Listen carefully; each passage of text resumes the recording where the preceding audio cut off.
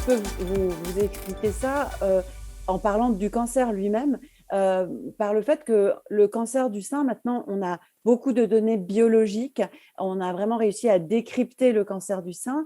Et si on regarde vraiment très finement dans la biologie moléculaire, dans l'ADN des cellules cancéreuses du sein, on se rend compte qu'il y a vraiment différents types de cancer du sein qui ne vont pas du tout évoluer de la même façon, qu'on ne va pas du tout traiter de la même façon.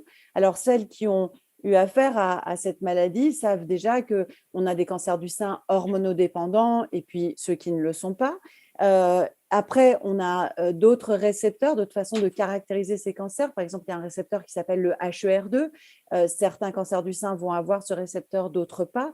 On parle beaucoup ces derniers temps du cancer du sein triple négatif, qui est un sous-type particulier de cancer du sein.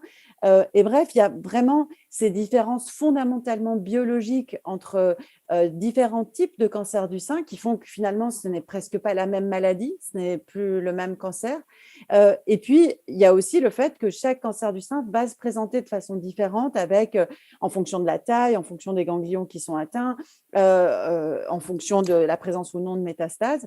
Et puis enfin, il y a un dernier point sur lequel je crois Séverine Alran est extrêmement sensible aussi, le fait que finalement, le cancer du sein, enfin, quand on parle de cancer du sein, on parle surtout d'une patiente qui a un cancer du sein. Et évidemment, chaque femme, chaque patiente aussi va être différente et voilà, un même cancer d'une femme à l'autre, ben, ça ne va pas être la même chose si la femme est jeune, âgée et en fonction de ses caractéristiques à elle. Donc voilà, finalement, on a autant de cancers du sein que de femmes qui ont des cancers du sein.